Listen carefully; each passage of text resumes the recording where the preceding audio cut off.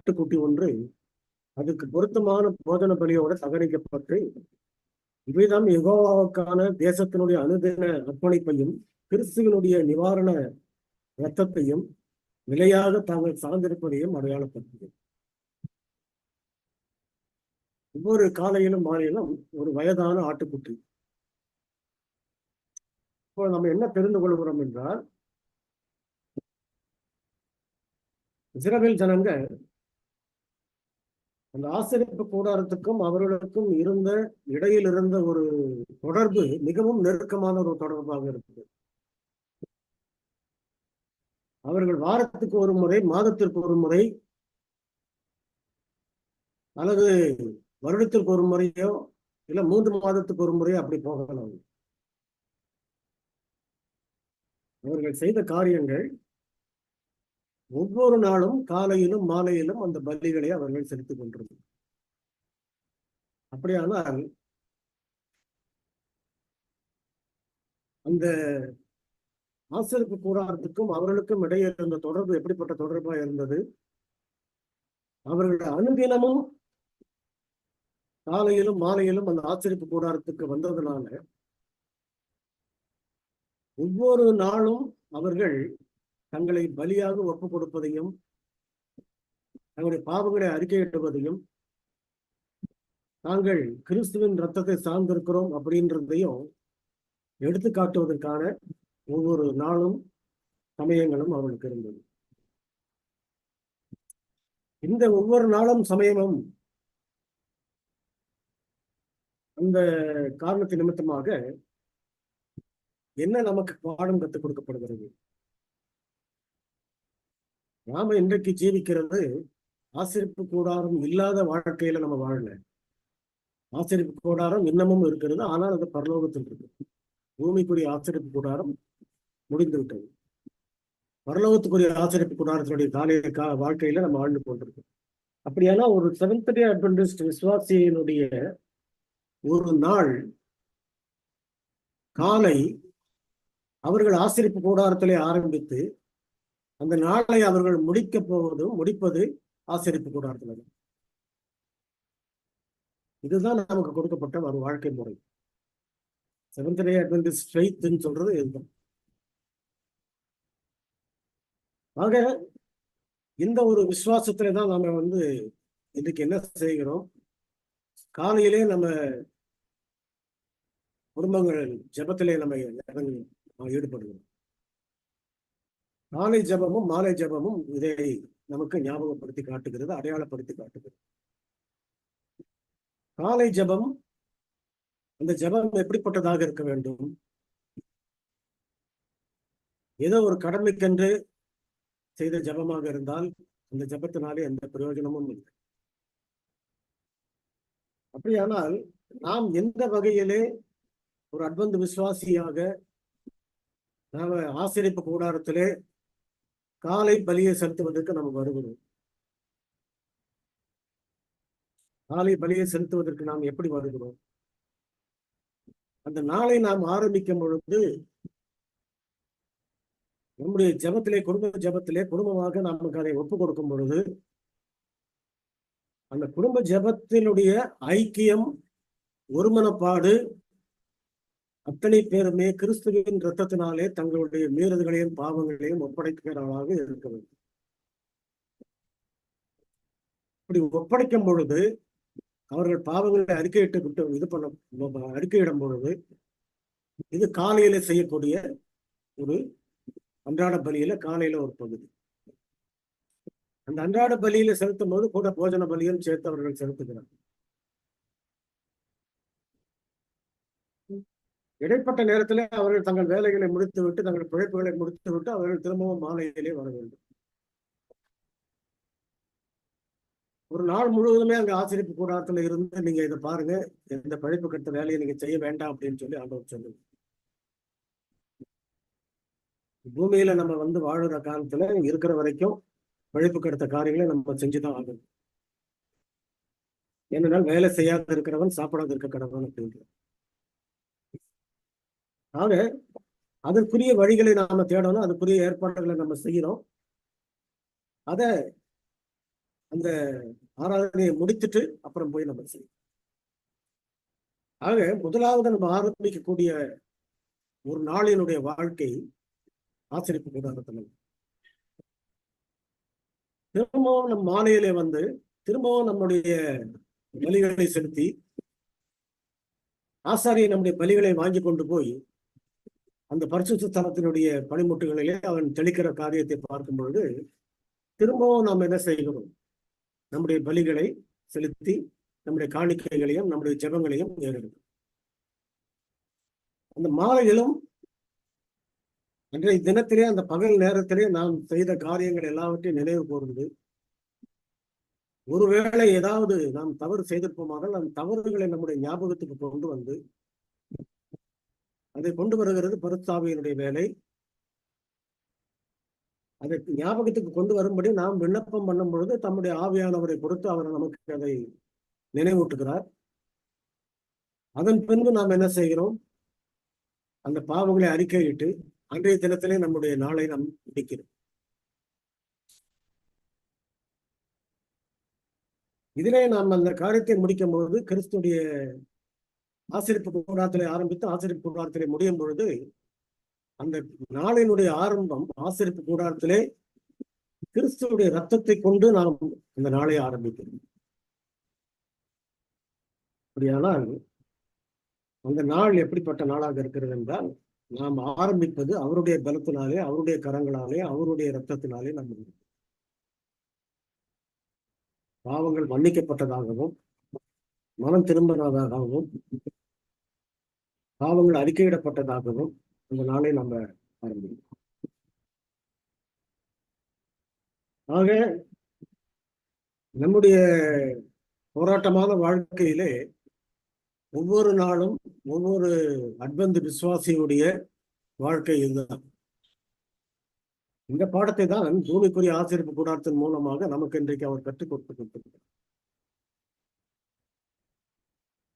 ஆக இந்த காணிக்கைகளை கொண்டு வரும் பொழுது, இந்த பலிகளை அவர்கள் கொண்டு வரும் பொழுது யாத்திராகமம் 12ஆம் அதிகாரம் 5ஆம் வசனத்தை கொஞ்சம் வாசிக்க முடியும்.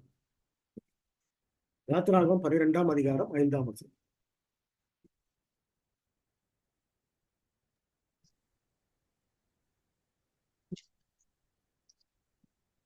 அந்த அந்த ஆட்டுக்குட்டி பழுதற்றதும் ஆணும் 1 வயதுள்ளதுமாய் இருக்க வேண்டும். செம்மறி ஆடுகளிலாவது வெள்ளாடுகளிலாவது அதை தெரிந்து கொள்ளலாம். இந்த ஆடு எப்படி இருக்க வேண்டும்? பழுதற்றதாக இருக்க வேண்டும். ஏனென்றால் கிறிஸ்து தம்மை பலியிடும் பொழுது ஒரு பூரணமான ஒரு பலியை அவர் செலுத்தினார் அப்படின்றது தான் நம்ம பார்க்கணும். குறைவில்லாத பலி. இந்த குறைவில்லாத பலியை அவர் செலுத்தும் போது, குறைவான காரியங்களோடு பலி செலுத்தும் பொழுது அதை தேவன் ஏற்றுக்கொள்கிறது இல்லை. எந்த காரியத்திலையுமே குறைவாக கொடுப்போமானால் அதை அவர் ஏற்றுக்கொள்கிறது. ஏனென்றால் எப்படி நம்ம ஏன் குறைவில்லாமல் கொடுக்கிறோம்? நம்ம முழு இருதயத்தோடு கொடுக்கறதுனால அதுல குறைவு ஏற்படுறதுக்கு வாய்ப்பு இல்லை. அப்படி குறைவு நம்ம வைத்திருப்போமானால் நம்முடைய இருதயமானது முழு இருதயத்தோடு அவரிடத்துல அன்பு கூறவில்லை அப்படின்றது மட்டும்தான் நிரூபணமானது. ஆக பழுதற்றதுமான ஆட்டுக்குட்டி. என்ன பழுதற்றதுமான ஆட்டுக்குட்டி? 1 வயதான ஆட்டுக்குட்டி, பழுதற்றதுமான ஆட்டுக்குட்டி. எந்த விதமான காயங்களோ எந்த விதமான குறைபாடுகளோ அதில் இருக்கக்கூடும். அது முடமாக பிறந்தது. அடுத்தது அது ஏதாவது ஒரு உடம்புல ஒரு காயமாகவோ குறையாகவோ இருக்குமானால் அது கிறிஸ்துவின் அடையாளத்தை காட்டும் பொழுது கிறிஸ்து தம்மை குறைவாகவே தன்னை ஜீவ பலியாக ஒப்பு கொடுக்கிறார் அப்படிங்கிறது. ஆக இந்த குறைவா இருக்கிறத அவர் ஏற்றுக்கொள்ளவில்லை அப்படின்னு சொல்லும் பொழுது, முழுமையான காணிக்கையை தான் அவர் ஏற்றுக்கொள்கிறார் அப்படின்னு சொல்லும் பொழுது, எப்படிப்பட்ட ஜீவ பலியாக அவர் தன்னை ஒப்பு கொடுத்தார்? கிறிஸ்து தன்னை ஜீவ பலியாக ஒப்பு கொடுக்கும் பொழுது எப்படிப்பட்ட ஜீவ பலியாக அவர் தன்னை ஒப்பு கொடுத்தாருன்னு பார்த்தோம்னா, நமக்கு என்ன சொல்லப்படுகிறது, நாம் அவர் வரும்பொழுது எப்படிப்பட்டவர்களாக இருக்க வேண்டும்? ஆவி, ஆத்மன், சரீரம் மூன்றும் குற்றமற்றதாக இருக்கிறாங்க. ஆவி, ஆத்ம, சரீரம் மூன்றும் குற்றமற்றதாக இருப்பதாக சொன்னால் அந்த மூன்றிலேயும் குற்றமில்லாமல் தன்னை பலியாக ஒப்பு கொடுத்ததால் கிறிஸ்துவோட இச்சை. அவருடைய ஆவி சுத்தமான ஆவியா இருந்துச்சு. அதாவது ஆவிகள்ல ரெண்டு இருக்கு. ஒவ்வொரு மனுஷனுக்குரிய ஆவி தனியா இருக்குது, பரிசுத்த ஆவி தனியா இருக்கு. மனுஷனுக்குரிய ஆவியோட கூட பரிசுத்த ஆவியானவர் சேர்ந்து அவர் வேலை செய்யணும். அப்பொழுது அவன் பரிசுத்தமாகதனுடைய அனுபவத்துக்குள்ள போகும். ஆக ஆவி பரிசுத்தமா இருக்கணும்னு சொன்னா, குற்றமற்றதா இருக்கணும்னு சொன்னா அதுல பரிசுத்த ஆவியானவருடைய வழிநடத்துதல் மட்டுமே இருக்க வேண்டும். குற்றமற்ற ஆவியாக இருக்கணும். ஆவி, ஆத்ம, சரீரம் மூன்றுமே குற்றமற்றதாக இருக்கும். ஆத்மான்னு சொல்லும் பொழுது உங்களுடைய முழு எல்லாமே சேர்ந்து அது ஆத்மாவோட இருக்கு. சரீரம் குற்றமற்றதான்.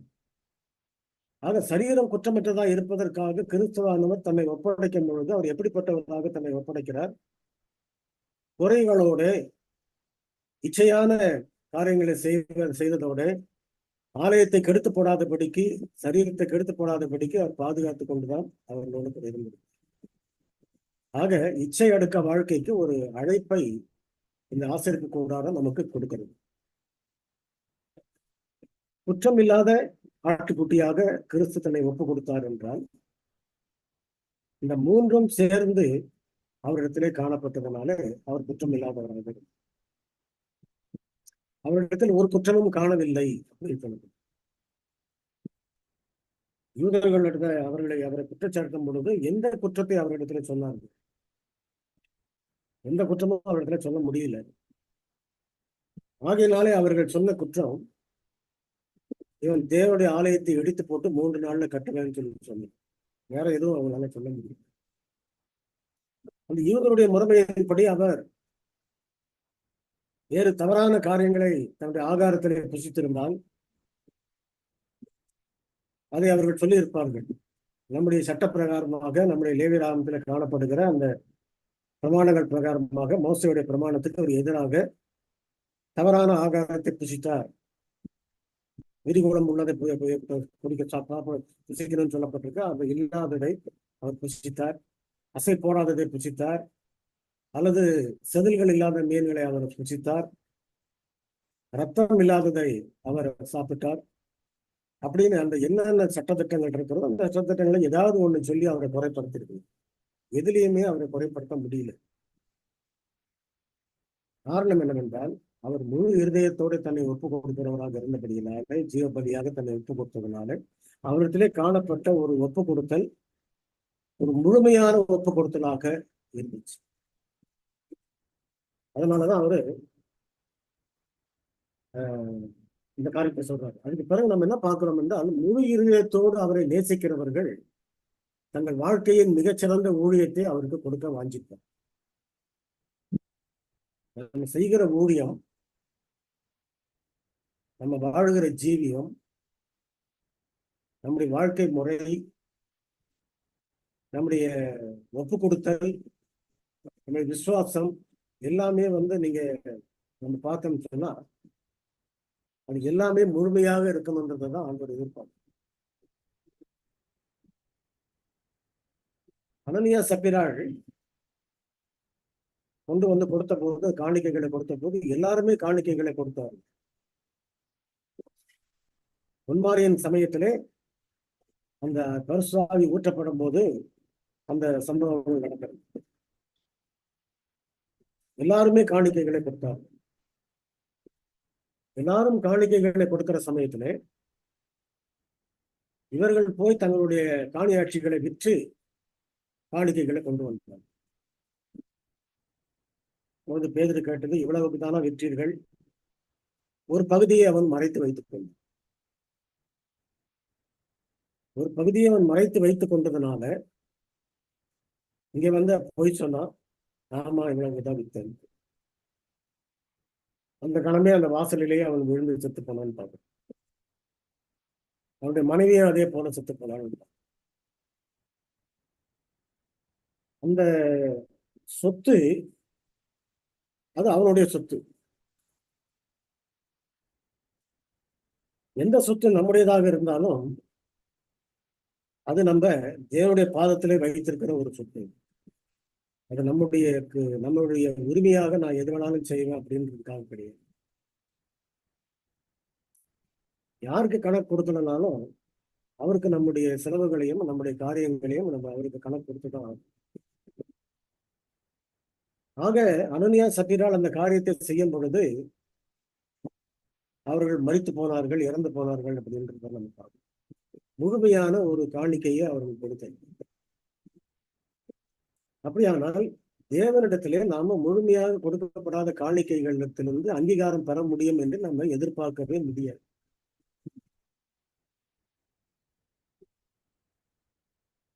பெரிய பெரிய செல்வந்தர்கள், ஐஸ்வர்யவான்கள் இருந்தாங்க. அவங்க என்ன செஞ்சாங்கன்னா காணிக்கைகளை போட்டாங்க. அவங்க கோடிக்கணக்கில் சொத்துக்களை வச்சிருந்தாங்க. அந்த காணிக்கைகளை அவர்கள் கொண்டு வந்து போடும் அதுல இருந்து கொஞ்சம் ஒரு சிறு பகுதியை கொண்டு வந்து போட்டார்கள். அந்த சிறு பகுதியை அவர்கள் போடுகிறதுனால அவருடைய சொத்துல இருந்து எந்த ஒரு பெரிய அழிவையோ பெரிய இது குறையோ ஏற்பட மாட்டது. ஆனால் அதே நேரத்துல ஒரு இஸ்திரி 2 காசு போட்ட இஸ்திரியை நம்ம பார்த்தோம். இந்த 2 காசு போட்ட இஸ்திரியை ஆண்டவர் சொல்லும் பொழுது இவளே முழுமையான காணிக்கையை, முழு மனதோடு கொடுத்த காணிக்கையை கொடுத்திருக்கிறாள் அப்படின்னு அவனுடைய காணிக்கையை தான் அவர் அங்கீகரிக்கிறோம். காரணம் என்ன? அந்த 2 காசுகள் அப்படின்னு சொல்றது அந்த நேரத்தில் அந்த ஊர் காசுக்கு 2 தினார். அதாவது ஒரு நாள் முழுவதும் வேலை செய்தால் கிடைக்கக்கூடிய கூலி அது. அந்த நாள் முழுவதும் கிடைக்கக்கூடிய அந்த கூலி காசை வைத்து அவன் சாப்பிட வேண்டும். ஆனால் அந்த இஸ்திரி என்ன செய்கிறாள் என்றால் அந்த ஒரு நாள் கூலி காசை முழுவதுமாக கொண்டு வந்து அங்க போட்டு விடுது. அப்படியானால் அவர் எப்படி சாப்பிடுவாள்? ஒருவேளை காணிக்கையை கொண்டு வந்து கொடுப்பதற்காக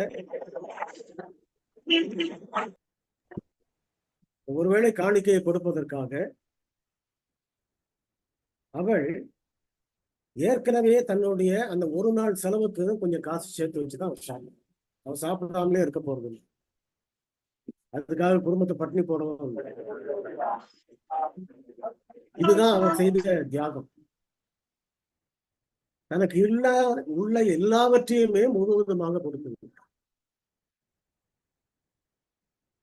அப்படியானால் ஜீவ பலி அல்லது அவருடைய பலிபீடத்திலே நம்மை பலியாக ஒப்பு கொடுக்கிறோம் காலையிலே என்று சொன்னால் அன்றைய தினத்திலே நம் கையில் இருக்கக்கூடிய ஐஸ்வர்யம், நம் கையில் இருக்கக்கூடிய சொத்து, நம்ம கையில் இருக்கக்கூடிய காசு, நம்முடைய வாழ்க்கை, நம்முடைய சரீர பலம், ஞானம் எல்லாவற்றையுமே முதலாவது அவருடைய பாதப்படியிலே பலியாக நம்ம ஒப்பு கொடுக்கிறோம் காலையில். இதுல என் இஷ்டப்படி நான் செய்து கொள்வேன், என்னுடைய இஷ்டப்படி நான் செலவு செய்து கொள்வேன், என்னுடைய இஷ்டப்படி நான் வாழ்ந்து கொள்வேன் அப்படின்னு சொல்றதுக்கு எந்த விதமான காரணமோ இடமோ அங்க கிடையாது. ஆண்டுடைய பிள்ளைகளுக்கு மட்டும்தான் இந்த நிபந்தனை. விசுவாசிக்காதவர்களுக்கு அந்த நிபந்தனை கிடையாது. ஆக அவர்கள் இப்படி முழு இருதயத்தோடு வருகிறவர்கள் அந்த இஸ்திரியை போல முழுமையாக தங்களை ஒப்புக் கொடுக்கக்கூடிய இருதயம் உள்ளவர்களாக இருக்கிறார். அப்படியானால் அவர்கள் தசம பாகம் கொடுக்கிறார்கள் என்றால் எப்படி கொடுக்கிறார்கள்?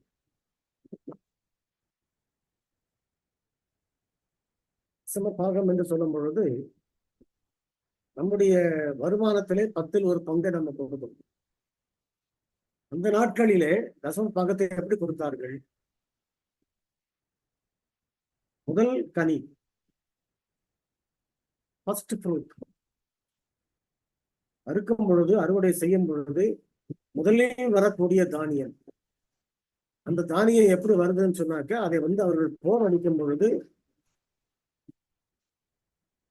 இந்த போர் அடிக்கிறதுனால கிடைக்கக்கூடிய விழக்கூடிய தானியங்கள், நல்ல தரமான தானியங்கள் அந்த போரடிக்கும் போது விழுந்து. அதுக்கு பிறகு மாடுகளையோ இல்லை ஒட்டகங்களையோ விட்டு அது மேல நடக்க விடுவாங்க. அது கொஞ்சம் இருக்கிற மீதி 2ஆம் தரமான தானியங்கள். இந்த முதல் தரமான தானியத்துல இருந்து எடுத்துதான் அவங்க என்ன செய்யறாங்கன்னு சொன்னா முதற்கனியை அவர்கள் அந்த ஃபர்ஸ்ட் ஃப்ரூட்டை எடுத்துதான் தசம பாகமாக வைக்கிறாங்க. இதனால் நம்முடைய பணம் அந்த தசம பாகம் கொடுக்கும்போது அது ஃபர்ஸ்ட் ஃப்ரூட். அது மட்டுமல்ல, தசம பாகம் கொடுத்து விட்டால் நம்முடைய கடமை தீர்ந்து விட்டு சொல்றதுக்கு இல்லை. நாம எப்படிப்பட்ட தசம பாகம் கொடுக்கக்கூடிய இருதயம் உள்ளவர்களா இருக்கிறோம். காலையிலே நம்ம பலிகளை செலுத்த வரும் பொழுது, பரலோக ஆசீர்வாத கூடாரத்துக்கு முன்பாக நம்ம பலிகளை செலுத்த வரும் பொழுது நம்முடைய பலிகளை எப்படி நாம் செலுத்துகிறோம்? எல்லாவற்றையும் முழுமையாக அவருடைய கரங்களிலே நம்ம ஒப்புவிக்கிறோம். என்கிட்ட இவ்வளவு இருக்குது ஆண்டவரே, இன்றைய தினம் இந்த நாள் உங்களுடைய கிருபையினாலே எனக்கு வழிநடத்தப்பட வேண்டும். இதை வைத்து நான் என்ன செய்வது, என்ன செய்ய வேண்டும் என்பதை நீர் எனக்கு கற்றுத்தாரும், வழிநடத்து. இதான் நம்ம காலையில செய்யக்கூடிய மெய்யான ஒரு ஜீவ பலி.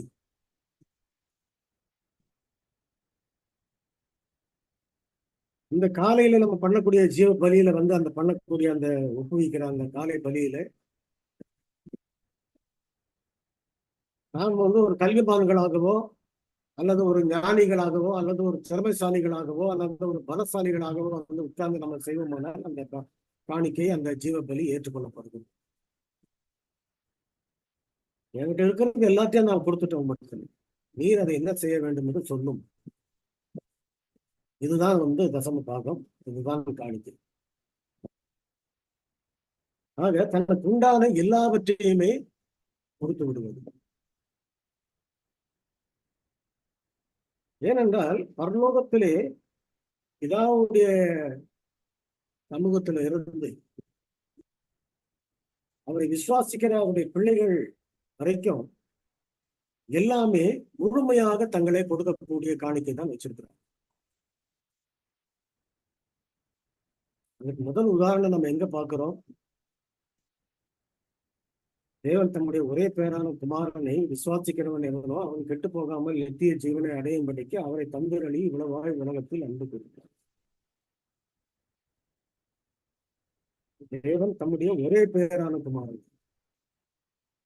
அவருக்கு 2 குமாரன் 3 குமாரன் இல்லை, ஒரே பேரான குமாரன் மட்டும்தான். அவர் அந்த குமாரனை நேசிக்கிறார், அவர்கள் அன்பாக இருக்கிறார். அவர் அன்பாக இருந்தாலும் தன்னுடைய குமாரனிடத்திலே காட்டக்கூடிய அன்புக்கும் தன்னால் சிருஷ்டிக்கப்பட்ட மனுஷனிடத்திலே காட்டக்கூடிய அன்புக்கும் எந்த வேற்றுமையும் கிடையாது. எல்லாரிடத்திலும் ஒரே மாதிரி அன்பு. ஆக மனுஷன் பாவத்தில் இருக்கிறதுனால அவனை ரட்சிப்பதற்கு என்று அவர் கொடுக்க வேண்டும் என்றால் அந்த ஒரே பேரான குமாரனை தான் அவர் கொடுக்கணும், வேற குமாரன் கிடையாது. தனக்கு உண்டான ஒரே குமாரனை அவர் கொடுத்தார். கிறிஸ்து கொடுக்கும் பொழுது தனக்கு உண்டான ஒரே ஜீவனை அவர் கொடுத்திருக்கிறார். இதுதான் மோசே வனாந்தரத்தில் அவன் இஸ்ரவேல் ஜனங்களுக்காக விண்ணப்பம் பண்ணும் பொழுது, ஜனங்களின் பாவங்களை நீர் மன்னியும், அப்படி மன்னிக்காவிட்டால் என் பெயரை ஜீவ புஸ்தகத்திலிருந்து கிரிக்கப்படும். நான் பரவராட்சியம் வராட்டி கூட பரவாயில்ல, ஆனா என் ஜனங்கள் ரட்சிக்கப்படாமல் தெரியும். இதான் பரலோக அன்பு. தன்னை முழுமையாக தேவனுடைய பாதத்திலே ஒப்படைப்பதுதான் பரலோகத்தினுடைய காணிக்கை. பயமோ கலக்கமோ இது என்னுடையது, நான் எனக்காக வைத்துக் கொண்டிருக்கிறேன், கொஞ்சம் அனன்யா சப்பிரால் மாதிரி கொஞ்சம் வீட்டில் வச்சுட்டு மீதியை கொண்டாந்து கொடுத்துருக்கிறேன் அப்படின்றத ஆண்டவர் விரும்புகிறது. அந்த காணிக்கை குறைவான காணிக்கையாகவே இருக்கு. ஆகையினால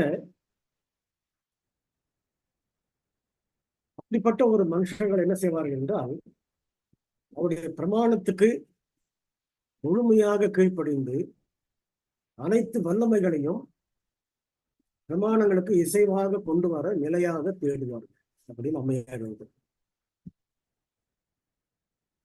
அன்றாட ஆராதனை மற்ற எந்த செயல்களை விடவும் தூப வர்க்கம் இடும்போது ஆசாரியன் தேவனுடைய சமூகத்துக்கு முன்பு மிகவும் நேரடியாக கொண்டு வரப்படும்.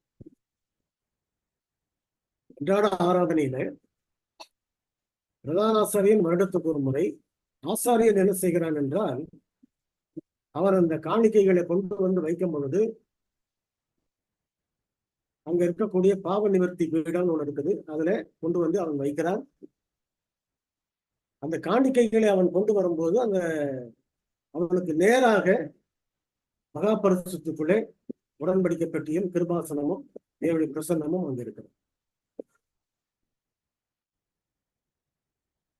ஆக இந்த இடத்துக்கு தான் ஆசாரியன் வந்து நின்று இந்த காரியங்களை அவன் செய்து கொண்டான். ஆசிரியப்பு கூடாரத்தின் உள்திரை கட்டிடத்தின் உயரம் வரைக்கும் உயர்ந்திருக்கிறது. உள்திரை வந்து அந்த முழுவதுமாக அங்க மேல வரைக்கும் உயர்த்திருக்குங்க. அது கொஞ்சம் மேல் பகுதியில கொஞ்சம் கீழே இறங்கியிருக்கு. அதுல அந்த வெளிச்சம் கொஞ்சம் தெரியும், மகாபரிசுக்குள்ள தேவனுடைய பிரசன்னம் இறங்கி இருக்கிறது தெரியும், இவன் இங்க செலுத்துற காணிக்கைகளை அவர் அங்கிருந்து ஏற்றுக்கொள்கிறார் அப்படின்றது தெரியும். அது ஓரளவுக்கு அவர்களுக்கு காட்டப்பட்டது. ஆசாரியன் ஆண்டவர் முன்பு தூபவர்க்கப்படும் போது உடன்படிக்கை பெட்டிக்கு நேராக பார்ப்பான். தூபவர்க்கத்தின் புகை மேலெழும்பின போது தெய்வீக மகிமை கிருபாசனத்தின் மேல் இறங்கி மகா பரிசுத்தலம் முழுவதையும் தரும். அங்கிருந்து இந்த கொஞ்சம் அந்த திரைச்சேலையிலுடைய மேல் பகுதி கொஞ்சம் தெளிவா தெரிகிற இடமா இருக்கிறதுனால அந்த இடத்துல இருந்து பார்க்கும்பொழுது மகா பரிசுக்குள்ள அந்த வெளி தேவனுடைய மகிமை இறங்கி இருக்கிறது அவன் இங்க இருந்து பார்க்க முடியும். அப்போ ஆசாரியனுடைய விண்ணப்பங்களுக்கும் பலிகளுக்கும் பதில் கிடைக்குதுன்னு சொன்னாக்க அந்த பதிலை ஆசாரியன் இங்க இருந்து இப்படிதான் பார்க்கணும். அது மகா பரிசுத்தலம் மட்டும் முழுமையாக தேவனுடைய பிரசனத்தினாலும் அந்த ஷெக்கனாவால நிரம்பி இருக்குது. அது என்ன அர்த்தம்? அன்றைய தினத்திலே அன்றாட பலியை செலுத்தின போது அந்த பலிகளை அவர் ஏற்றுக்கொண்டார் அப்படிங்கிறதுக்கு அது அடையாளமாக பெறப்பட்டது. அப்படியானால் நாம காலையில் செய்யக்கூடிய பலியும் ஜெபமும் மாலையில் செய்யக்கூடிய ஜெபமும் தேவனுடைய பிரசன்னத்தை அவருடைய மகிமையை நம் மத்தியிலே கிறிஸ்து மூலமாக கொண்டு வந்து நம்மோடு இறக்கி வைக்க வேண்டும். அதுதான் நமக்காக வேண்டி அவர் நாம் செய்கிற ஜீவபலி. தேவனுடைய பிரசன்னம் அந்த காலையிலே அந்த குடும்பத்திலே நம்மோட கூட இருக்கு. அதே போலதான் மாலையில். இந்த ஜெபங்கள் எவ்வளவு முக்கியமானதாக இருக்கிறதுன்னு பாருங்க. ஆபிரகாமுடைய காலத்துல இந்த மூத்த பிள்ளைகள் அந்த வேலைகளை செய்தார்கள். இஸ்ரவேலுடைய காலத்துல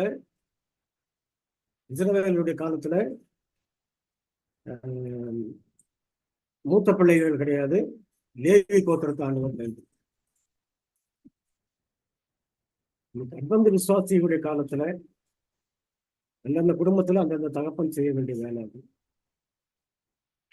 ஒருவருடைய தகப்பன் இல்லை என்றால் மூத்த மகன் செய்யக்கூடிய வேலை. ஆக எல்லாருக்குமே அந்த பொறுப்பை அவர் கொடுத்திருக்கு.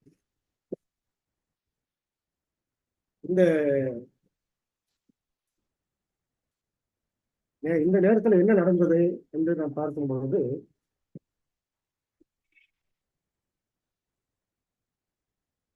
அந்த 2 பகுதிகளாக அந்த ஸ்தலம் வந்து பிரிக்கப்பட்டிருந்துச்சு. பரிசுத்த ஸ்தலம், அதான் பரிசுத்த ஸ்தலம். அங்கே ஆசாரியன் கூடாரத்தின் கதவாண்டை செல்லும்படி நிர்பந்திக்கப்பட்டான். எப்போ? அதாவது மகா பரிசுத்த ஸ்தலம் முழுவதுமே அந்த மகிமையை நிரப்பும் பொழுது ஆசாரியன் எங்கே இருக்க வேண்டும் என்றால் கதவாண்டை போய் நிற்க வேண்டும். அந்த இடம் முழுவதுமே அவருடைய மகிமையினால நிரப்பப்பட்டது. சரி, கடவுளுக்கு செல்ல முடியும். அடையாளமான ஊழியத்தால் தான் காணக்கூடாத கிருபாசனத்தை ஆசாரியன் விசுவாசத்தை நோக்கினது போல தேவனுடைய ஜனங்களும் இப்போது தங்கள் ஜனங்களை தங்களுடைய மகா பிரதான ஆசிரியரான மனித கண்களால் காணக்கூடாத ஆசிரியரான மேலே இருக்கும் ஆசிரியப்பு கூடாரத்தை தங்களுக்காக மன்றாடி கொண்டிருக்கும் கிறிஸ்துவுக்கு நேராக எழுப்பப்பட வேண்டும். என்ன இதனுடைய அர்த்தம்? என்ன? நம்ம காலையில சதிக்கக்கூடிய ஜெபம், இந்த ஜெபம், இந்த ஜீவ பலி நான் ஒப்பு கொடுக்கும் பொழுது இந்த அடையாளமான ஊழியத்தினால காணக்கூடாத அந்த கிருபாசனத்தை ஆசாரியன் இங்க இருந்து பார்த்து அவன் தன்னுடைய பலிகளை அவன் செலுத்தினது போல கிறிஸ்துவால் செலுத்தப்பட்ட அந்த அன்றாட பலியை நம்ம காலையிலும் மாலையிலும் செலுத்தும் பொழுது தேவனுடைய ஜனங்கள் இப்பொழுது தங்கள் ஜெபங்களை மகா பிரதான ஆசாரியனாகிய கிறிஸ்து மூலமாக பரலோகத்திலே அவர்கள் கொண்டு போய் சேர்க்கிறார்.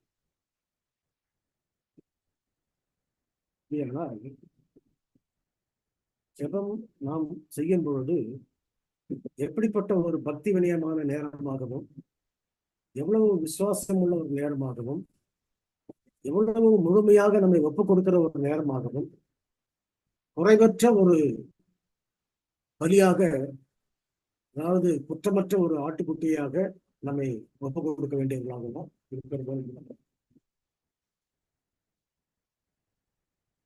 அந்த ஜெபங்கள் இஸ்ரவேல் ஜனங்களுடைய ஜெபங்களைப் போல அட்வென்ட் விசுவாசிகளுடைய ஜெபங்கள் இப்படி காலையில் மாலையிலும் குடும்பங்கள் மூலமாக ஏறெடுக்கப்பட்டு அந்த ஜெபங்கள் எங்க போய் சேருகிறது?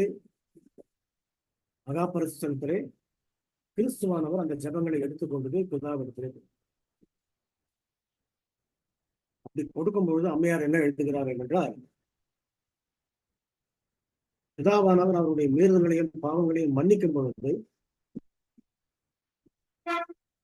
கிறிஸ்துவானவர் இப்பொழுதும் என்ன செய்து கொண்டிருக்கிறார் என்றால், பரிந்து பேசுகிற வேலையிலே பருவத்தில் இருந்து கொண்டு தன்னுடைய கரங்களை காண்பித்து தன்னுடைய கரங்களில் இருக்கக்கூடிய ஆணியினால் கடாவப்பட்ட அந்த காயத்தை காண்பித்து my blood my blood my blood my blood என்று சொல்லி 4 முறை அவர் கூறினதாக அம்மையார் தன்னுடைய தரிசனத்திலே பார்த்ததை அவர் சொல்றார். என்னுடைய ரத்தம் என்னுடைய ரத்தம் என்னுடைய ரத்தம் என்று. சாதாரணமாக கொடுக்கப்பட்ட ரத்தம். ஆக இந்த ரத்தத்தை அவன் விசுவாசிக்கிறான். இப்பொழுது அவன் என்னோட கூட பரிசுத்த ஸ்தலத்துக்கு வந்திருக்கிறான். எதுவரையிலும் நாம் அன்றாட பலிகளை செலுத்தி கொண்டிருக்கிறோமோ அதுவரையிலும் நாம் பரிசுத்த ஸ்தலத்துக்குள்ளே இருக்கிறோம். நம்முடைய அன்றாட பலிகள் எல்லாம் பரிசுத்த ஸ்தலத்துல இருக்கிறது. ஆக பரலோகத்தினுடைய ஆசீர்வதிப்பு கூடாரத்திலே பரிசுத்த ஸ்தலத்தினுடைய ஊழியமானது 1844 வரைக்கும் அது நடந்து கொண்டது. அங்க 1844 வரைக்கும் இன்றைக்கு நம்ம அன்றாட பலிகளை ஏறெடுத்தாலும் அந்த பரிசுத்தத்தினுடைய காணிக்கையாக அது போய் சேருது. அதற்கு பின்பு நாம் என்ன செய்கிறோம்? மகா பரிசுத்தக்குள்ளே நம்ம போகிறோம். ஆனால் 1844 பிறகு கிறிஸ்துவானவர் மகா பிரதான ஆசிரியராக மகா பரிசுத்தக்குள்ள அவர் பிரவேசித்து விட்டார். இதை பற்றி நம்ம கடைசியில அம்மையார் ஏர்ல் ரைட்டிங்ஸ்ல சொல்லப்பட்ட ஒரு குறிப்பை குறித்து நம்ம படிக்க போறோம். இதுல இஸ்ரவேலுடைய விண்ணப்பங்களோட உயர எழுந்தின தூரம் கிறிஸ்துவின் நன்மைகளையும் மத்தியஸ்த ஊழியத்தையும் விசுவாசத்தினால் அவருடைய ஜனங்கள் மேல் வைக்கப்படுகிற பாவிகளின் ஆராதனையை தேவன் ஏற்றுக்கொள்ளக்கூடியதா இருக்கிறது. அவருடைய பரிபூர்ண நீதியையும் எடுத்துக்காட்டு. இந்த விண்ணப்பங்கள் ரூபமாக மேலே ஏறெடுக்கப்படுகிறது. அந்த பலியோட கூட ஏன் தூப வர்க்கமும் அவர்கள் இட்டார்கள்? ஜெபத்திலே பலியாக ஒப்பு கொடுத்து அந்த ஜெபத்தை அவர்கள் விண்ணப்பங்களை ஏறெடுக்கிறார்கள் இல்லையா, அதற்கு அடையாளமாக தூப வர்க்கங்கள் அவர்கள்.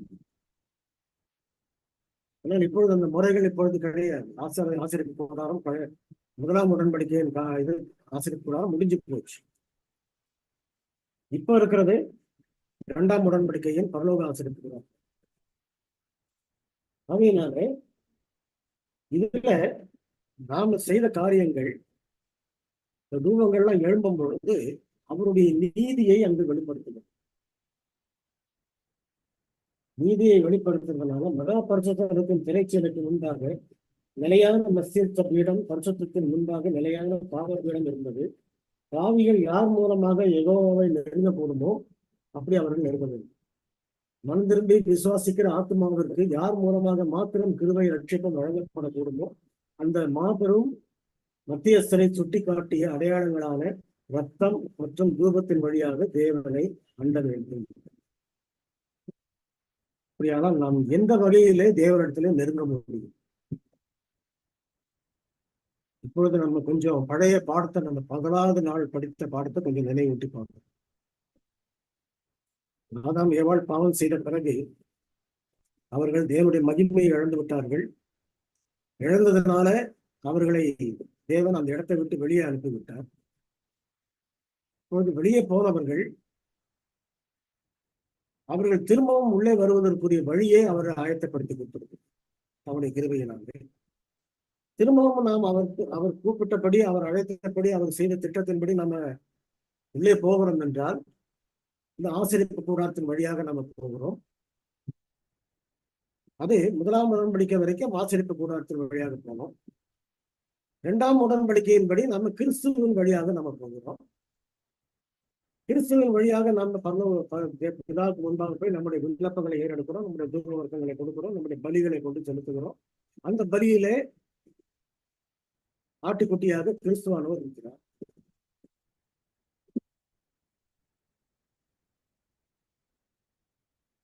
அப்படிப்பட்ட பலிகளை அவர்கள் செலுத்தும் போது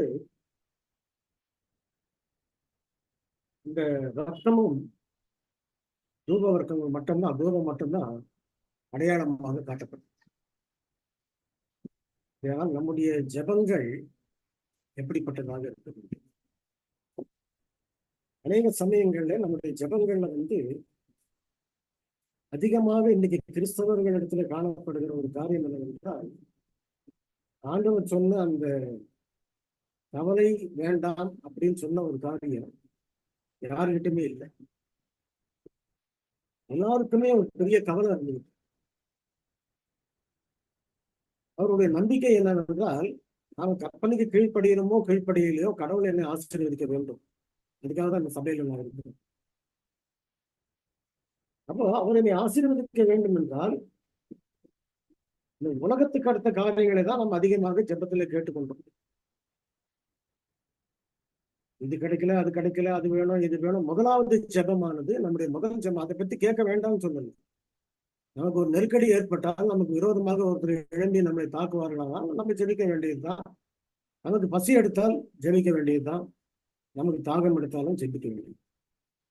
அப்படி ஜெபிக்கும் பொழுது எதற்காக நம்ம ஜெபிக்கிறோம், யாருக்காக ஜெபிக்கிறோம்? முதலாவது அதுக்கு முன்பாக என்ன ஜெபிக்க வேண்டும்? முதலாவது நம்முடைய ஜீவ பலியாக நம்மை கிறிஸ்துவின் ரத்தத்தின் மூலமாக நம்மை ஒப்புவித்து அதுக்கு பிறகுதான் தூபங்களை நம்ம கொண்டு போக வேண்டும். அந்த தூபங்களை கொண்டு போகும்போது மட்டும் நமக்கு இந்த காரியங்களை நம்ம செய்யணும். ஆக ஒரு உண்மை என்னவென்றால், சமூக தப்பம் அப்படின்னு சொல்லிட்டு ஒரு 12 அப்பங்களை பரிசுத்த தலத்துல வைத்திருந்தார். இது எதற்கு அடையாளமாக இருந்தது? அவர் நானே ஜீவ அப்பமாக இருக்கிறேன்னு சொல்லக்கூடிய ஒரு ஆவிக்குரிய அப்பமாக அவர் இருக்கிறார் அப்படின்றது மட்டுமல்ல, அவர் ஆவிக்குரிய அப்பமாக இருக்கும் பொழுது அது கூடவே இந்த உலகத்துக்கு அடுத்த நவீன பிரகாரமான அப்பத்தையும் அதோடு சேர்த்து கொடுத்து கொண்டிருக்கிறார் என்பதற்கு அடையாளமானதான் அந்த சமூக தப்பம் அல்லது. அப்படியானால் அதுக்குதான் ஆண்டவர் என்ன சொன்னாருன்னு சொன்னா, இந்த ஆசிரியப்பு கூடார முறையில அவர் பாடம் எடுக்கணும். அது ரொம்ப எளிமையான முறையில அந்த ஆசிரியப்பு கூடாரத்துடைய விசுவாசத்தை அவங்களுக்கு சொல்றாரு. எப்படி சொல்றாரு? முதலாவது தேவனுடைய ராஜ்யத்தையும் நீதியையும் தேடுங்க. முதலாவது நீங்க பலி செலுத்துங்க. முதலாவது பாவம் அறிக்கை இடுங்க. முதலாவது மனம் திரும்புவதற்கு வாங்க. முதலாவது தேவனுடைய கற்பனைகளை நீங்க கடைப்பிடிக்கணும்னு பாருங்க.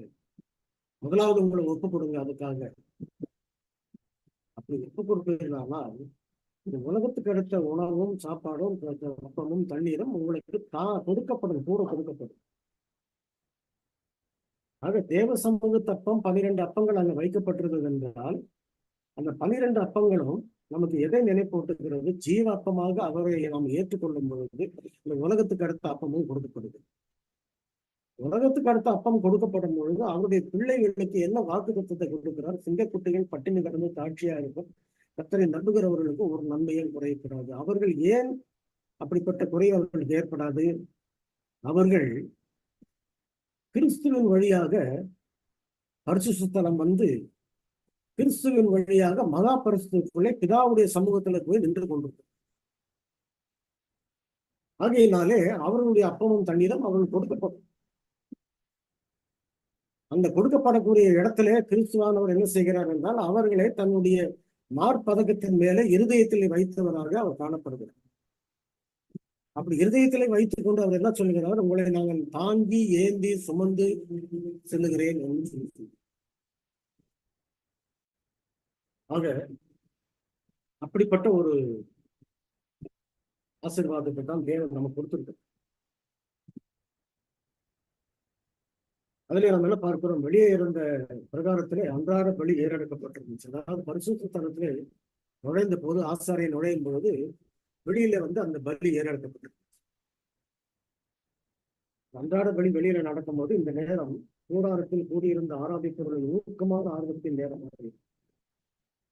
எல்லா இஸ்ரவேல் ஜனங்களும் இந்த விசுவாசத்துக்கு உட்பட்டவர்கள், அந்த ஏற்றுக்கொண்டவர்கள் அத்தனை பேருமே அவருடைய கண்கள், அவருடைய நோக்கம் பூராமே அந்த இடத்துல இருக்கு. ஆனால் காலை ஜெபம் எப்படிப்பட்டதாக இருக்கணும்?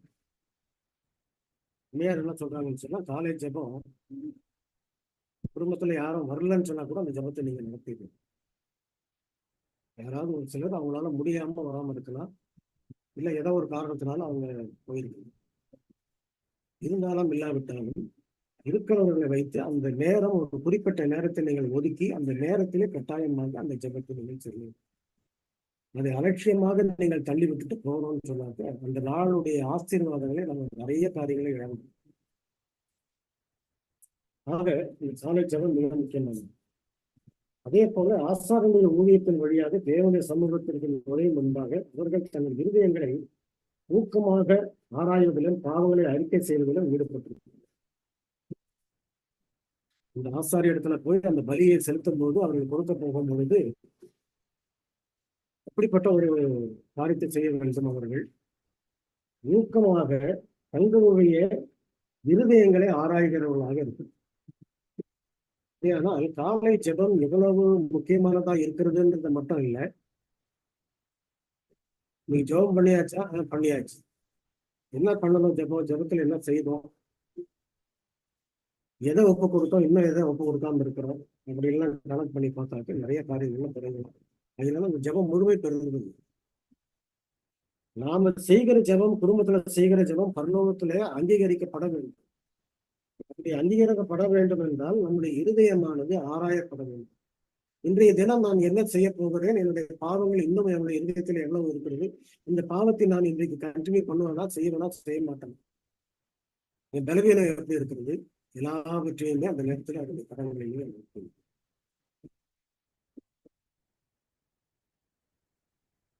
அவர்கள் என்ன செய்தார்கள் என்றால், தங்களுடைய முகங்கள் எல்லாருமே பரிசுத்த ஸ்தலத்தை நோக்கி இருக்க அவர்கள் எல்லாரும் ஒன்றுபட்டு அந்த விண்ணப்பங்களை ஏறெடுத்துக் கொண்டு வந்தார்கள் காலையில். அப்படியானால் அன்பந்த விசுவாசிகள் காலை ஜெபத்தை எப்படி செய்ய வேண்டும்? காலையில ஒரு நேரத்தை நம்ம ஒதுக்கணும்னு சொன்னா அந்த நேரம் எல்லா விசுவாசிகளுடைய வீடுகளும் ஜெபத்தாலே நேரம் அப்படின்னு சொல்லும்போது அந்த காலையில அவர்கள் செய்யக்கூடிய ஜெபம் வந்து அதிகமான நேரங்களை கழித்து 8 மணிக்கு 10 மணிக்கு 9 மணிக்கு மேல அதே பேர் தூங்கி எழுச்சி வந்து ஜெபம் பண்றது. காலை ஜெபம் முன்பாகவே சீக்கிரமாகவே முடித்து விடுறது நல்லது. தங்களுடைய முகங்கள் பரிசுத்த ஸ்தலத்தை நோக்கி இருக்க அவர்கள் மௌனமாக ஜெபத்தில் ஒன்றுபட்டனர். இவ்வாறாக அவருடைய விண்ணப்பங்கள் தூபத்தின் புகையோடு மேலெழுந்த பாவ நிவாரண காணிக்கையின் வழியாக காட்டப்பட்ட வாக்குத்தத்தமான ரட்சகரின் நன்மைகளை அவருடைய விசுவாசம் எழுதப்பட்டுக் கொண்டது. தூபத்தின் புகையோடு அந்த விண்ணப்பங்கள் பரலோகத்திலே ஏறெடுக்கும். அப்படியானால் இன்னைக்கு ஒரு 7ஆம் நாள் அட்வென்ட் விசுவாசியாக நாம் இருந்து கொண்டு நாம் ஜெபிக்கிறோம் என்றால் நம்முடைய ஜெபமானது எது வரைக்கும் போயிருக்கு? பலருடைய ஜெபம் வீட்டு கூரையை கூட தாண்டி இருக்கு. ஏனென்றால் அது அங்கீகரிக்கப்படாத ஜெபமானது. இன்னும் கொஞ்சம் மேல போனாக்க அப்போஸ்தலனாகிய பவுல் சொல்லுகிறார், நான் 3ஆம் வானம் வரைக்கும் நாம் எடுத்துக்கொள்ளப்பட்டேன் அப்படின்னு. அப்ப நம்முடைய ஜெபம் எது வரைக்கும் போகணும்? பிதாவின் சமூகத்தண்டை போக வேண்டும் என்றால் அதிலே ஜீவ பலியும் முழுமையான ஒப்பு கொடுத்தலும் முழு இருதயமும் ரூப வர்க்கமான ஜபமும் விண்ணப்பங்களும் இல்லாவிட்டால் நாம் ஏறெடுக்கிற ஜபங்கள் பிதாவுடைய சமூகத்தில் போய் நிற்காது.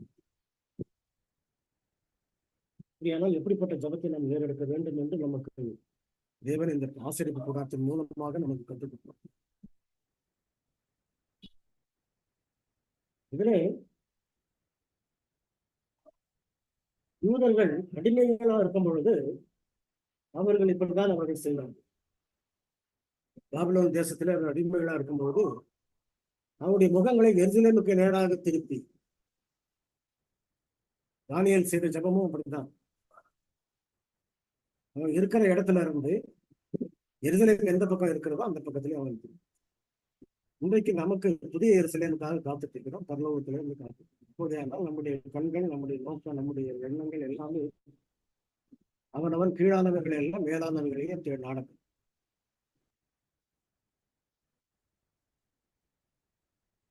ஆக ஆராதனைக்கான ஆவி இல்லாத வெறும் சட்டமைகளை, ஆராதனை சுற்றுகளை தேவன் கடிந்து கொள்ளும் போதும் இந்த ஆராதனையில வெறும் சடங்குகள் இருக்குமான. என்ன இன்னைக்கு பலி செலுத்தினால்தானே செலுத்தி முடிச்சுட்டு, இன்னைக்கு ஜெபம் பண்ணால்தானே செஞ்சு முடிச்சுட்டேன், இன்னைக்கு பைபிள் படிக்கணும்னால்தானே படிச்சு முடிச்சுட்டேன். பைபிள் படிச்சதுனால எந்த ஆவிக்குரிய பலன் கிடைக்கல, ஜெபம் பண்ணதுனாலே எந்த ஆவிக்குரிய பலன் கிடைக்கல, பலி செலுத்துவதனாலே எந்த விதமான ஆவிக்குரிய பலனும் கிடைக்கும். உண்மைகளை கடமைக்கென்று ஒரு மெக்கானிக்கல் லைஃப் மாதிரி அன்னைக்குரிய காரியங்கள் முடிஞ்சு போச்சு. இன்றைக்குரிய வேலைகளை நான் முடிச்சுட்டேன், நான் மற்ற வேலைகளை பார்த்துட்டேன். அதேதான் சில சமயங்கள்ல ஓய்வு நாள் ஆசிரியப்புகளும் இருக்குது. இன்றைக்குரிய ஓய்வு நாள் ஆசிரியப்பு நான் முடிச்சுட்டேன், அடுத்த வாரம் பூரா நம்ம செய்ய வேண்டிய காரியங்களும் செய்யும். நம்ம வாழ்க்கை எப்படி வந்தாலும் சந்தோஷமா வாழ்ந்து, வாரத்துல ஒரு நாள் மட்டும் நம்ம கொஞ்சம் அப்படி கிடையாது. 6 நாட்கள் முழுவதும் அந்த பரிசுத்தம் நம் மீது தங்கும்படியாக ஓய்வு நாளுடைய முடிவு ஜபம் இருக்க வேண்டும் அப்படின்றாங்க அம்மையார். ஆக குறைவான காரியங்களை தேவன் கடிந்து கொள்கிறார். அவரை நேசித்து காலையிலும் மாலையிலும் தாங்கள் செய்த பாவங்களுக்கு மன்னிப்பு தேடும்படியான தேவையான ஆசீர்வாதங்களுக்கான விண்ணப்பங்களை தேவனிடம் வைக்கும்படியும் அணுகின்றவர்களை மிகுந்த விருப்பத்தோடு அவர்கள் இதெல்லாம் நம்முடைய ஜெபமானது ஏதோ ஒரு மந்திர புஸ்தகத்தை வாசித்து எடுத்து வச்சுட்டு போன மாதிரி மற்றவர்களை போல இருப்போம்னா அஞ்ஞானிகளுடைய ஜெபங்களுக்கும் நம்முடைய ஜெபங்களுக்கும் வித்தியாசம் கிடையாது. அநேகருடைய ஜெபம் எப்படிப்பட்டதா இருக்குதுன்னு சொன்னாக்க, அவனுக்கு எப்படி ஜெபிக்கணும்னு ஆண்டவர் நமக்கு சொல்லி கொடுத்தாரு. நம்ம ஜெபத்தை ஆரம்பிக்கும் போதே பரலோகத்தில் இருக்கிற எங்கள் பிதாவே அப்படின்னு தான் ஆரம்பிக்கும். ஆனா நிறைய பேருக்கு உண்மையிலேயே கடவுள் இருக்கிறாரா, பிதாவானவர் இருக்கிறாரா, அதுவும் பரலோகத்துல இருக்கிறாரா இல்லையா அப்படின்ற ஒரு குழப்பத்திலேயே தான் அவர் ஜெபத்தை ஆரம்பிக்கும். அதனால அப்படிப்பட்ட ஒரு ஜெபங்களா இல்லாதபடி நம்முடைய ஜெபங்கள் எப்படிப்பட்ட ஜெபமாக இருக்க வேண்டும் என்பதை இன்னைக்கு நம்ம ஆசிரியர் இதுல இதான ஆராதனை மிக முக்கியமான பகுதியாக தனிப்பட்ட நபர்களுக்காக நடப்பிக்கப்பட்ட ஊழியம் இருந்தது.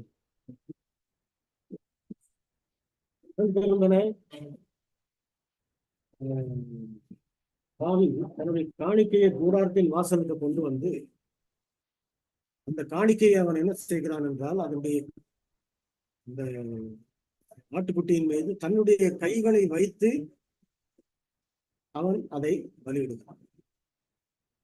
அப்படி பலியிடும் பொழுது தன்னிடத்தில் இருக்கக்கூடிய பாவங்கள், தன்னிடத்தில் இருக்கக்கூடிய குற்றங்களை இருதய பூர்வமாக அவன் முதலாவது உணர்ந்திருக்க வேண்டும். சும்மா கடமைக்கு அவர் சொன்னார்னு சொல்லிட்டு ஒரு ஆட்டை வெட்டி விட்ட உடனே அவன் பாவங்கள் மன்னிக்கப்பட்டிருக்கு கிடையாது.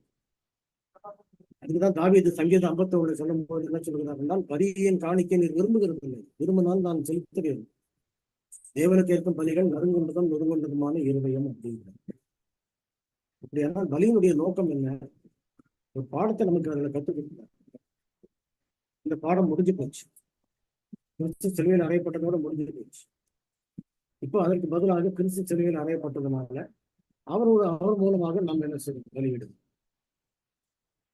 ஆக இப்போ அந்த பாவி என்ன செய்கிறான் என்றால், இந்த ஆட்டுக்குட்டியின் மீது தன் கைகளை வைத்து அதை பலியிட்டு தன்னுடைய பாவங்களை, குற்றங்களை குற்றமற்ற அந்த ஆட்டுக்குட்டியின் மீது அனுப்பிவிட்டு அது சுமக்கும்படியாக அவன் செய்துவிட்டான்.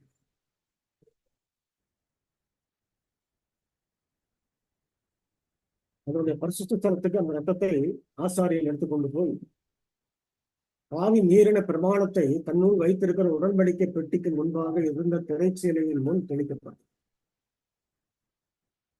அதாவது ஆசாரியன் செய்யக்கூடிய காரியம் அன்றாட பலியிலே அந்த திரைச்சீலை இருக்கிறதுலே, திரைச்சீலைக்கு நேராக பின்பக்கத்திலே உள்பக்கத்திலே அந்த உடன்படிக்கை பெட்டி இருக்கிறது. அதுக்கு நேராக வந்து அந்த திரைச்சீலையின் மீது அந்த ரத்தத்தை அவன் தெளிக்கிறான் என்றால், பாவியின் மீறினது எந்த பிரமாணத்தை அவன் மீறினால் உள்ள இருக்கக்கூடிய உடன்படிக்கை பெட்டிக்கொண்டு இருக்கக்கூடிய அந்த 10 கற்பனைகளை தான் அவன் மீறி. அந்த 10 கற்பனைகளை முன்பாக திரைச்சீலையின் மீது இந்த ரத்தம் அங்கு தெளிக்கப்பட்டது.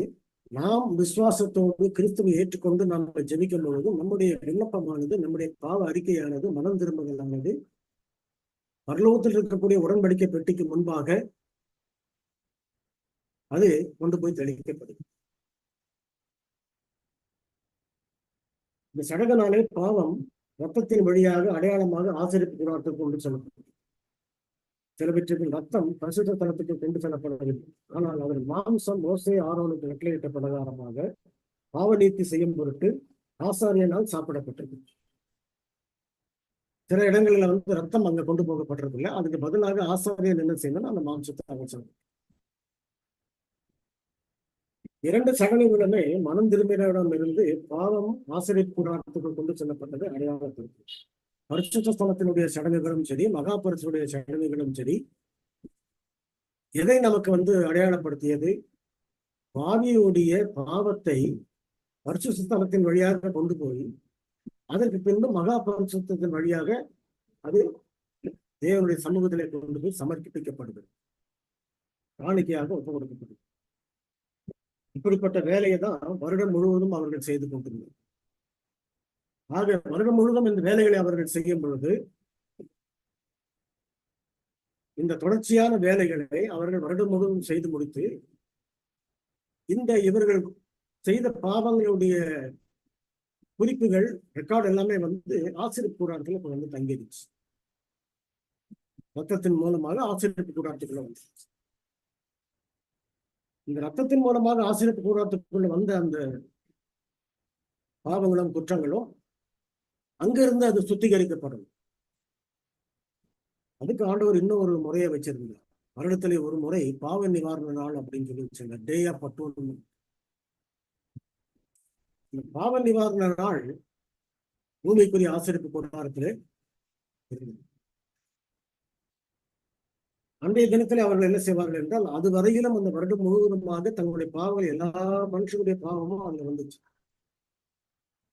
அங்க தங்கியிருந்தது. பாவங்கள் வந்து அன்றைக்கு மன்னிக்கப்பட்டாலும் அதோடைய ரெக்கார்டு வந்து, அது குறிப்பு வந்து அப்படியேதான் அங்க இருக்குது. நம்முடைய பாவங்கள் கூட அந்த ஞாபக புஸ்தகத்துல இருக்குது.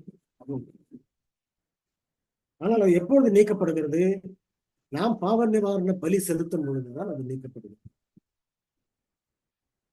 நாம் பாவ நிவாரண பலி நம்ம செலுத்தும் பொழுது அந்த பாவங்கள் நீக்கப்பட்டு பரிசுத்தமாக்கப்பட்டு அது ஆசிரியப்பு கூடாரத்திலிருந்து வெளியே அனுப்பப்படுகிறது. எதன் மூலமாக வெளியே அனுப்பப்படுகிறது? போக்காடு மூலமாக, ஸ்கேப் கோட். அதாவது எல்லா பாவத்துக்கும் காரணமானவன் சாத்தான். அவனாலே தான் கிறிஸ்து சிலுவையில் அறையப்பட்டான். ஆகினால எல்லாவற்றும் காரணமான அவனிடத்திலேயே அவனுடைய தலை மீது அந்த பாவத்தை வைத்து அந்த ஆட்டை கொண்டு போய் ஆலயத்துக்கு புறம்பே கொண்டு போய் அதை விட்டு விடுகிறான். அது 1000 வருட அரசாட்சியிலே சாத்தான் இருக்க போகிற ஒரு வாழ்க்கையை அது காட்டு.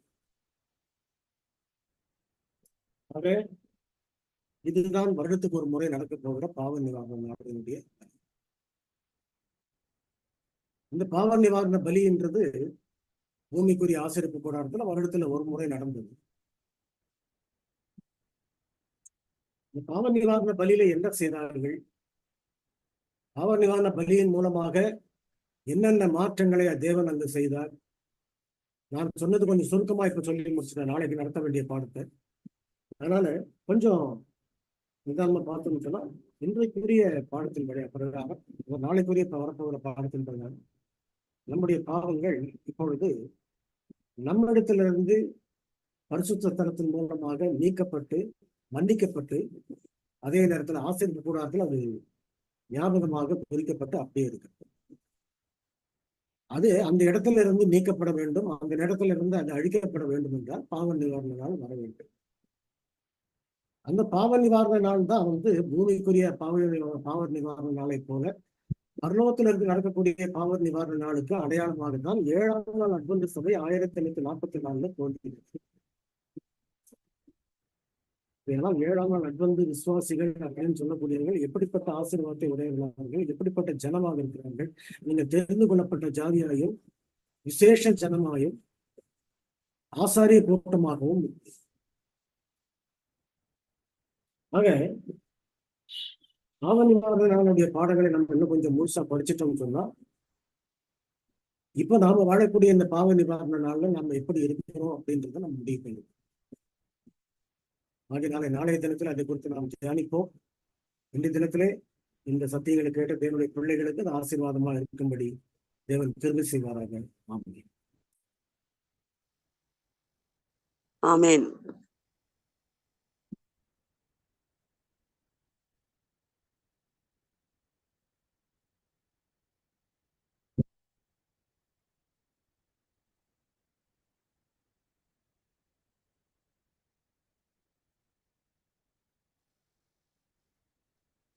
முடிவு ஜபத்தை நீங்களே பண்ணிடுங்க.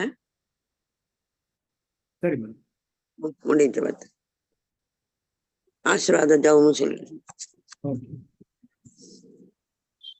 எங்கள் கண்மலையும் மேற்படும் ஜீவனமாக கர்த்தாவே, நீர் மெய் தேவனாக இருக்கிறீர். இவ்வளவு பெரிய ரட்சிப்பின் திட்டத்தை எங்களுக்கு பாடமாக கற்றுக்கொடுத்து, நீர் பரலோகத்திலிருந்து பூமிக்கு வரவில்லை என்றால் இவைகளெல்லாம் நமக்கு தெரிந்திருக்க முடியாது. வெளியேறப்பட்ட முத்தாக நாங்கள் நம்மை கண்டு கொண்டிருக்கிறோம். அதற்காக நன்றி செலுத்துகிறோம். முத்தையை நாங்கள் வாங்குவதற்கு எங்களிடத்தில் கூடிய எல்லாவற்றையும் நாங்கள் விற்க வேண்டியது. ஆண்டவரே, எங்களுடைய பாவங்கள், குற்றங்கள், குறைகள், ஆசைகள், எண்ணங்கள் எல்லாவற்றையும் நாங்கள் சிறுவையில் அறிந்து போட்டு கீழானவர்களை அல்ல மேலானவர்களை நாங்கள் தேட முடியாது. சத்தியத்தை கேட்ட நம்முடைய பிள்ளைகளை ஆசிரியம் அவர்கள் தங்களை முற்றிலுமாக இந்த சத்தத்துக்கு விட்டுக் கொடுக்கிறோம். சத்தினுடைய தடைகளும் இடைஞ்சல்களும் அவனுடைய வஞ்சகங்களும் சூழ்ச்சிகளும் அவர்களை மேற்கொள்ளாதபடிக்கு ஒவ்வொருவருடைய இருதயமும் மாம்சத்தின்படி நடவாமல் ஆவியின்படி நடக்கத்தக்கதாக கிருபை செய்வோம். பலவீனத்திலே பலனாயிரும் குறைகளை எல்லாம் கிறிஸ்துவிற்காக நிறைவாற்றும். ஒரு நாள் முழுவதும் பிரசன்னம் பிள்ளைகளோடு வந்து வழிநடத்த வேண்டுமாக கெஞ்சுகிறோம். மீதம் இருக்கக்கூடிய நாட்களிலும் உடைய கிருபை எங்களோடு கூட இருந்து வேதத்தின் மகத்துவங்களை பார்க்கும்படி எங்கள் கண்களை திறந்து நீர் என்ற ஜனத்தோடும் ஆசீர்வாதத்தோடும் நன்மைகளோடும் நாங்கள் திரும்பிச் செல்ல கிருபை செய்வோம். இயேசுவின் மூலமான தாழ்ந்தோடு கெஞ்சுகிறோம்.